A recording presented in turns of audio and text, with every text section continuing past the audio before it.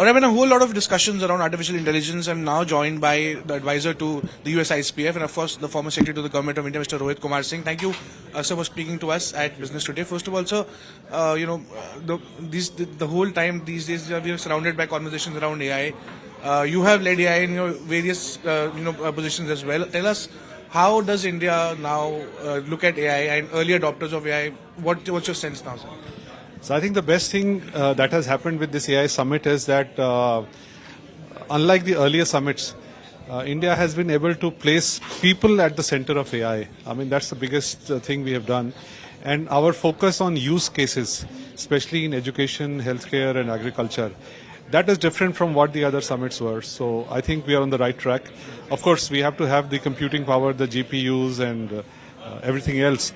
But I think for our 1.4 plus billion plus people, we need use cases so that benefit prevails over everywhere. You just mentioned also about your use cases, sir, and all of these conversations are useless when it's not put to use cases. But so I want to ask you, sir, what sectors do we see these use cases being applied to in terms of conditions for India, sir?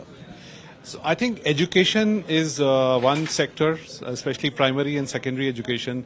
So we suffer from gaps in terms of availability of teachers, in terms of learning quality, and in terms of language issues, English versus other languages.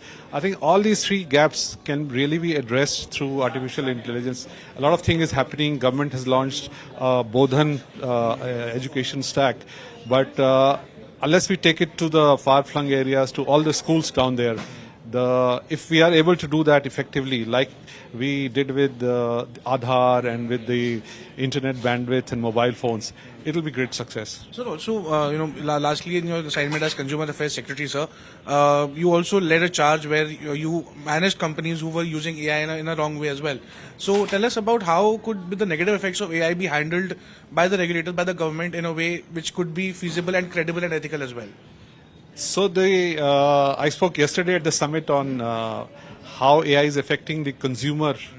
And as I said yesterday, it is, you can use AI, it's a great technology, but you can either empower the consumer or exploit the consumer. So it's a choice, and when the exploitation starts, when it is visible, then government and the regulators have to step in. For example, the Consumer Affairs Department, we listed something called the dark patterns, which the online platforms use to nudge the consumers in a direction in which they don't want to go. So it's like an unfair trading practice, but we suffer it every day, whether it's the algorithms that charge you higher on a cab aggregator or the platforms where you buy stuff, depending on small things like which phone are you seeking the rate, it will be different. So these are unfair practices and the regulator has to step in. And lastly, sir, at USISPF, congratulations for that new assignment for you. I want to ask you, sir, the India-US trade deal has almost happened and we are yet to see the final notifications and the fixtures for that. How are you seeing that and how is the response with the industry within? Are you speaking to them? What has the response been, sir?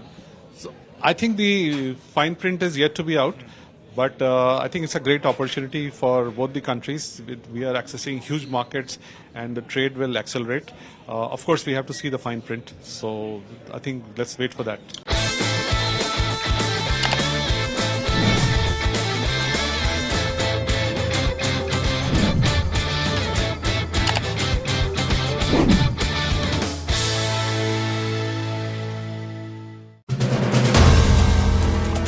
If you like the video, do like, comment, share and subscribe.